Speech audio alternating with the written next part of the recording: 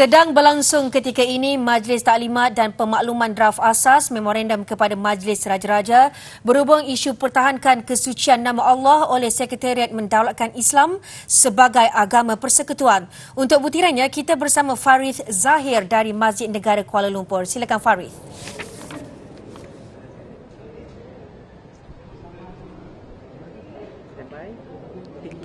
Terima kasih Zura di Sri Pentas. Assalamualaikum warahmatullahi wabarakatuh dan salam sejahtera. Ketika ini saya berada di Masjid Negara untuk mengikuti Majlis Taklimat dan Pemakluman Draft Asas Memorandum kepada Majlis Raja-Raja berhubung isu pertahankan kesucian kalimah Allah. Untuk maklumat, Sekretariat Mendaulatkan Islam sebagai agama persekutuan ditubuhkan pada 5 Januari 2013.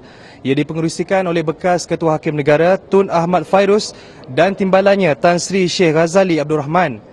Dalam kandungan memorandum, mereka memohon perkenan Duli Yang Maha Mulia Raja-Raja Melayu untuk meneliti dan seterusnya mengampun perkenan titah ke atas memorandum berhubung perkembangan terkini berkaitan isu penyalahgunaan kalimah Allah. Dan antara individu yang menyertai majlis pada hari ini ialah bekas timbalan Presiden PAS yang berhormat Nasruddin Maizah. Jadi apa khabar YB? Alhamdulillah baik. Jadi soalan pertama, adakah YB melihat penggunaan isu kalimah Allah dalam kitab Bible versi bahasa Melayu yang dianggap relevan oleh sesetengah pihak?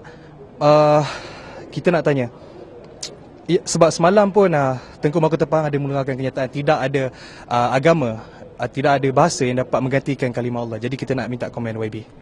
Isu inilah isu yang sensitif dalam konteks masyarakat Malaysia sebab realiti masyarakat Malaysia ini dia tidak sama dengan masyarakat Arab yang selalu dijadikan hujah oleh mereka yang mempromosikan penggunaan kalimat Allah ini dalam Bible versi bahasa Melayu. Kalau masyarakat kita itu masyarakat Arab ya mungkin berbeza, tapi dalam konteks masyarakat Malaysia yang realitinya berbeza dengan Arab, penggunaan kalimat Allah ini dia membawa implikasi yang negatif dan memberikan implikasi yang tidak baik kepada Islam itu sendiri dan juga pada kalimat suci itu sendiri. Jadi apa yang telah disebut oleh Tunku Mahkota semalam, yang sebelum ini juga telah disebut oleh ramai pihak, dan hari ini perhimpunan ini dianjurkan untuk dikumpul suara-suara NGO, suara individu, suara tokoh-tokoh masyarakat Muslim dan sebagainya untuk dihantar satu memorandum bagi membolehkan pihak Majlis Raja-Raja ke bawah duli tuanku-tuanku semua mengambil tindakan yang sewajarnya, di mana seperti mana kita sedia maklum bahawa tuanku-tuanku inilah tempat Islam itu berlindung di bawah peruntukan perlembagaan kita.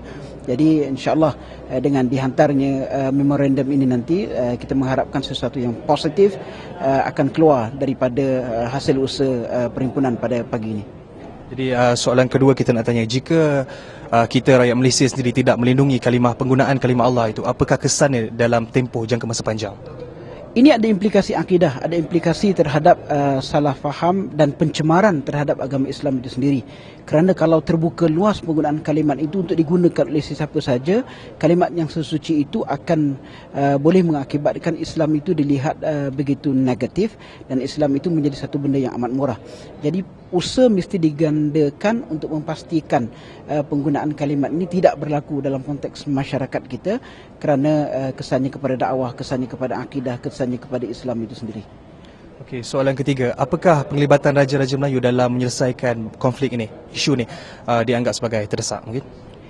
Sebagai kustodian kepada hal yang berkaitan dengan agama, sudah tentulah penglibatan Raja-Raja Melayu ini sesuatu yang diharapkan akan menjadi benteng, kalau boleh disebut sebagai benteng terakhir untuk memastikan penggunaan kalimat Allah tidak akan berlaku. Kerana usaha di peringkat masa sudah pun berlaku, usaha daripada peringkat NGO sudah pun bergerak, kesedaran juga sudah tinggi di kalangan masyarakat.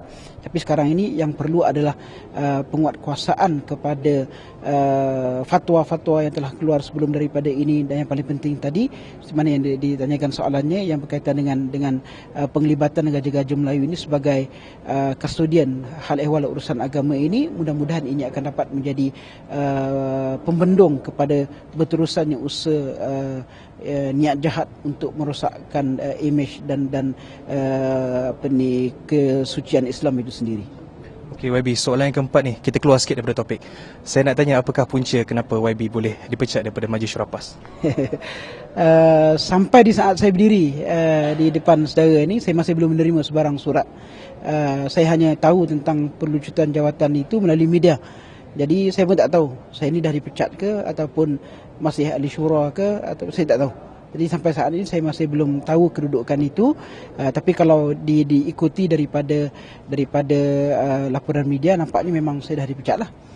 Satu, tapi saya telah juga menyatakan semalam melalui SMS yang saya hantar kepada rakan-rakan media bahawa jawatan ahli majlis syura, jawatan yang dilantik oleh parti, kan, jawatan maknanya yang parti yang dilantik, jadi parti juga ada hak untuk ambil semula. Saya tidak kisahlah bab itu. Tapi yang paling penting bukan jawatan, yang paling penting adalah apa servis kita dan apa sumbangan kita untuk agama ini, untuk Islam ini, yang tidak semestinya terikat dengan jawatan. Walaupun tak ada jawatan, walaupun mungkin tak ada nama, tapi yang paling penting adalah keikhlasan kita untuk memberi sumbangan kepada agama Allah SWT. Jadi adakah YB akan keluar parti? Ada semalam saya dengar termasuk kenyataan daripada pimpinan tertinggi parti yang menyatakan bahawa saya boleh memilih mana-mana parti politik yang saya nak.